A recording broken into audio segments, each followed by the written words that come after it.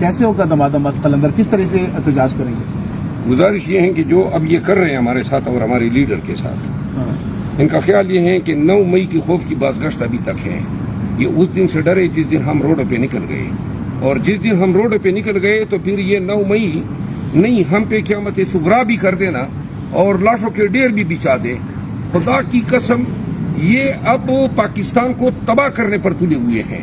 ہم نے پاکستان کی سالمیت کے لیے، پاکستان کی مستقبل کے لیے، جمہوری حقوق کے لیے اپنا مینڈیٹ واپس نکلوانے کے لیے سر پہ کفن باندھ کے نکلیں گے روڈوں پہ، اور ایسے نکلیں گے کہ ان کی کوئی جبر، کوئی ظلم، کوئی لاٹھی گولی ہمیں روک نہیں سکے گی.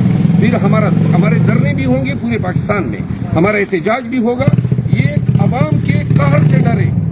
یہ آپ نے ہمارا مینڈیٹ چوری کیا، ہمارے لیڈر کو بے گناہ جیل میں ڈالا ہوا ہے، اس کی بیگم کو ڈالا ہوا ہے، اس کی بہنوں پہ کیسز ہیں، ان کے تمام پارٹی پہ کیسز ہیں. آج میرے 10 کیسز لگی ہوئی ہیں، 3 کی کیسز لگی ہوئی ہیں. پوری پارٹی عدالتوں میں پھر رہی ہے. اوپر سے آپ لیڈر کے ساتھ ملاقاتوں پہ پابندیاں لگا رہے ہیں. آپ نے اس کی اسمبلی کے اندر جس طرح میرے محترم نے کہا، اسد قیصر صاحب نے، دمادم مسجد قلندر 23 سے 73 ہوگا. اور تیسری بات یہ ہے کہ جس دن ہم روڈوں پہ نکلیں گے، اور نکلیں گے ضرور، پورے پاکستان میں نکلیں گے، پھر کوئی رعایت نہیں ہوگی. ہم مار کھائیں گے، ہم لاٹھی بھی کھائیں گے، گولیاں چلائیں گے تو وہ بھی ہم سینہ سپر ہو کے کھائیں گے.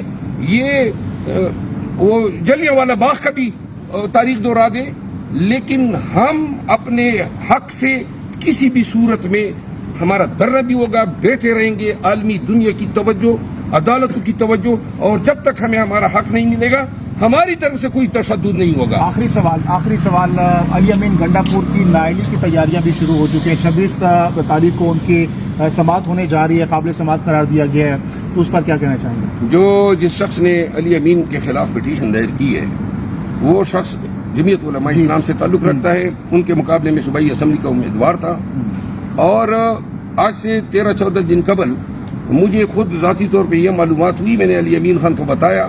آصف خان ہمارے ایم پی اے ہیں جن کا ذکر ہے اس پٹیشن میں کہ آصف خان کو وہ زمین بیچی. آصف خان دوست محمد خان کے بیٹے ہیں جو ہمارے سینیٹر ہیں، اور انہوں نے یہ جو پٹیشن کی اور جس چابکدستی کے ساتھ ہمارے کیسز میں ابھی تک الیکشن کمیشن میں تاریخ نہیں لگ رہی. یہ مینٹینیبل ہو گئی ہے. 26 کی تاریخ بھی لگ گئی ہے.